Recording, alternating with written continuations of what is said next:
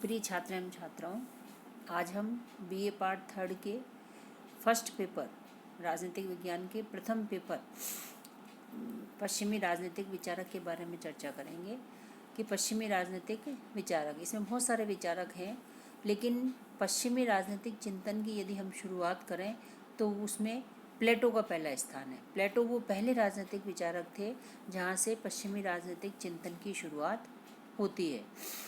यूनान में ही नहीं बल्कि प्लेटो राजनीतिक विश्व के राजनीतिक विचारकों में अपना अग्रणी स्थान रखता है।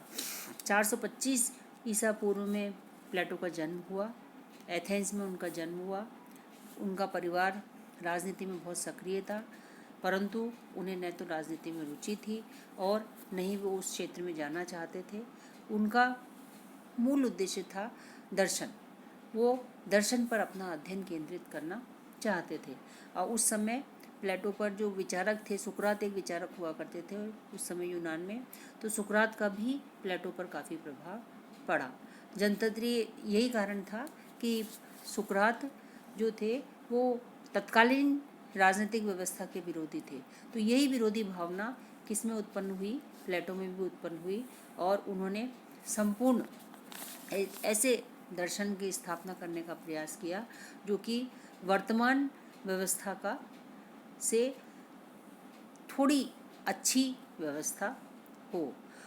सुकरात की जो मृत्युदंड दिया, तत्कालीन व्यवस्था के द्वारा सुकरात को जो मृत्युदंड दिया गया, उसका प्लेटो पर काफ़ी प्रभाव पड़ा और उन्हें उस तत्कालीन व्यवस्था से घृणा हो गई और उनका लक्ष्य ये बन गया कि ऐसी व्यवस्था की कल्पना करना, ऐसे दर्शन का निर्माण करना जिसमें अज्ञानियों का शासन न हो।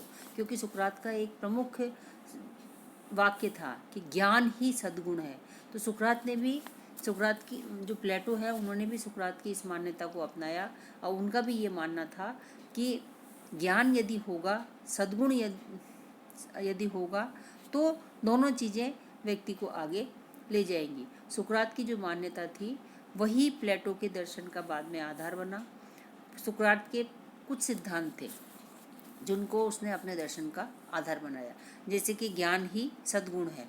यदि ज्ञान आपके पास में है तो वो आपका सबसे अच्छा गुण है। उनका दूसरा मान्यता थी कि शासन एक कला है। वो ये मानते थे कि शासन कोई ऐसी नहीं है चीज़ जिसे कि हम जैसे चाहे इस्तेमाल करें। शासन एक कला है। एक अच्छे शासन के लिए भी कुछ विशेष गुणों का होना आवश्यक है। और तीसरा सिद्धांत जो सुकरात का था वो था द्वंद्वात्मक पद्धति, जिसका कि प्लेटो पर प्रभाव पड़ा।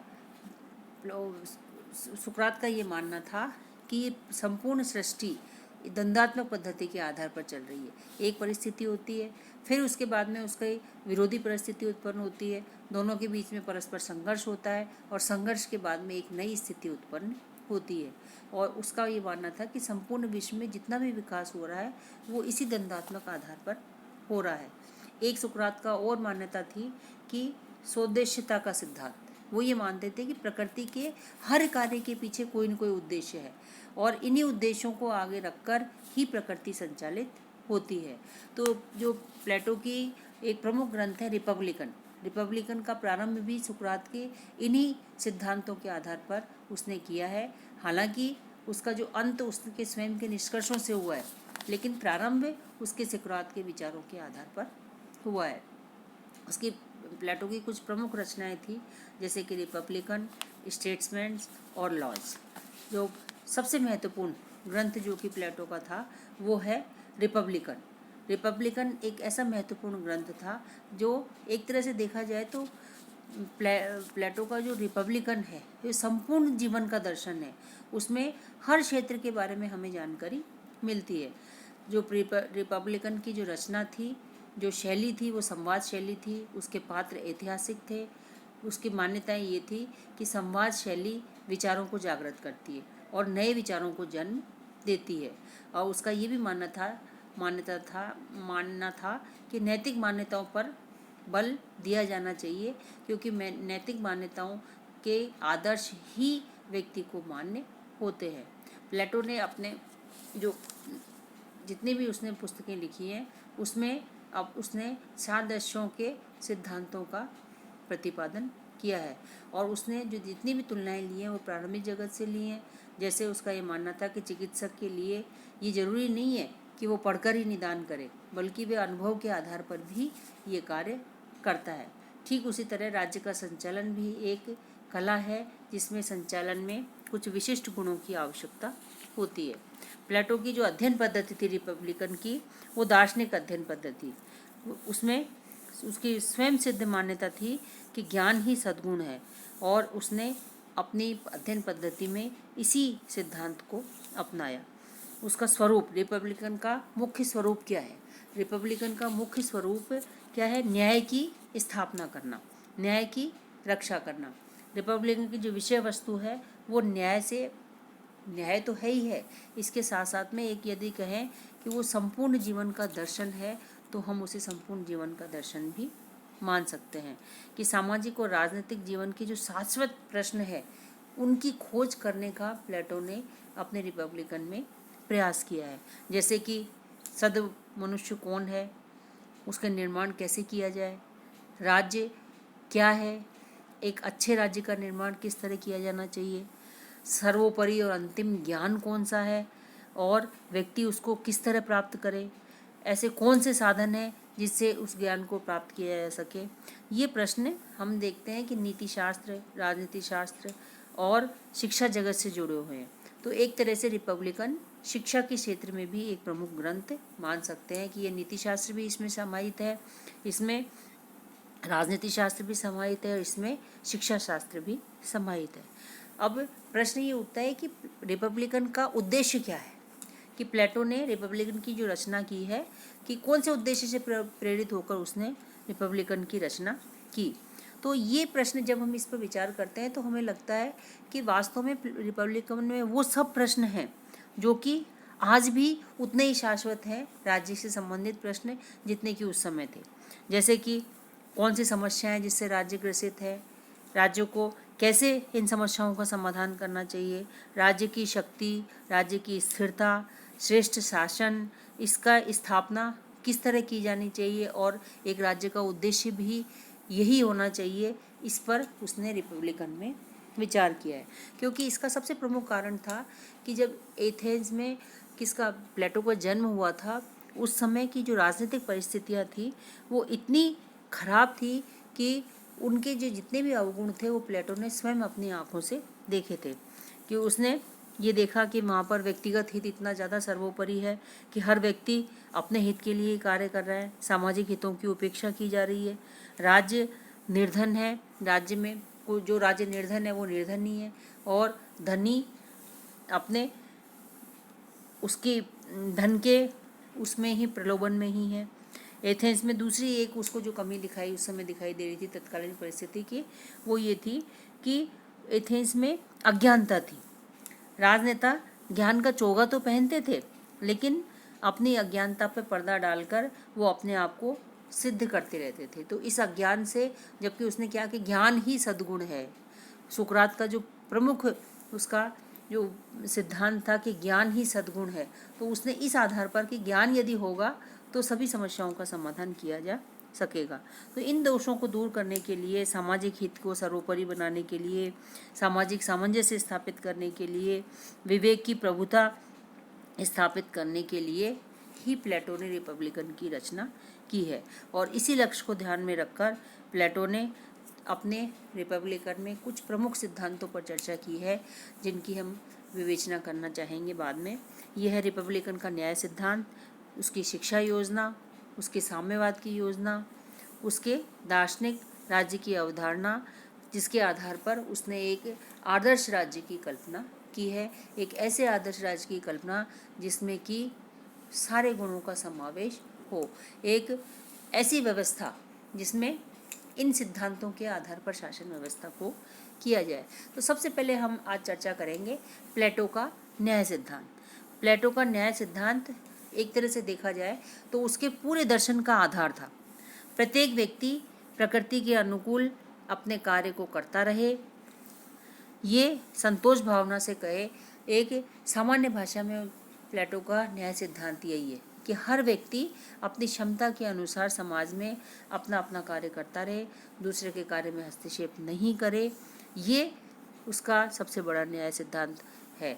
न्याय का तात्पर्य वो नहीं है जो कि आज सब न्यायालयों में हम न्याय के लिए करते हैं कि एक पक्ष में फैसला करना विभिन्न, ऐसा नहीं है। बल्कि न्याय क्या है?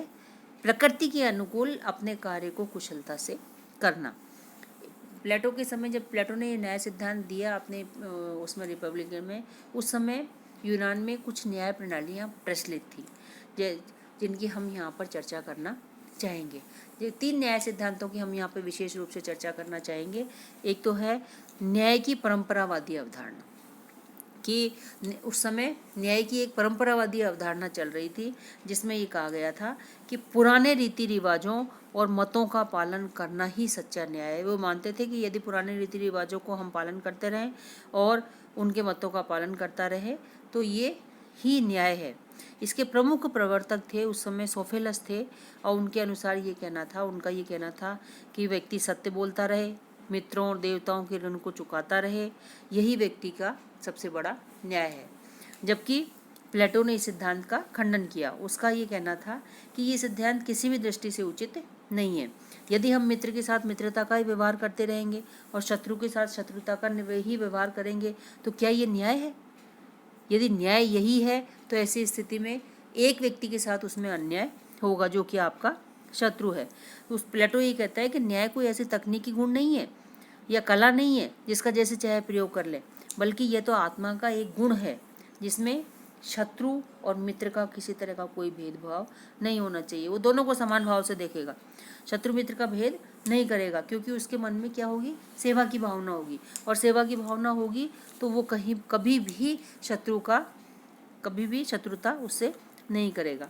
उसका एक ही कहना था कि प्लेटो ने एक प्रश्न और उठाया इस न्याय सिद्धांत के द्वारा, कि उसने ये कहा कि ठीक है, यदि हम सत्य बोलते हैं, अपने मित्रों का सम्मान करते हैं, अपने मित्रों का भला करते हैं, तो भी शत्रु और मित्र कौन है इसकी पहचान कौन करेगा?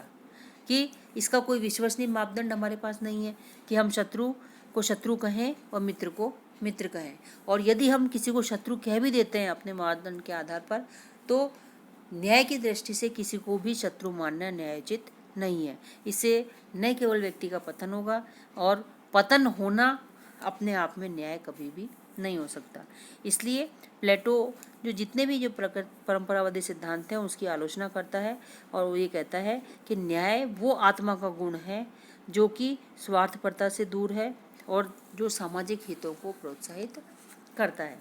एक दूसरी अवधारणा उस समय यूनान में प्रचलित थी, वो थी न्याय की उग्रवादी धारणा।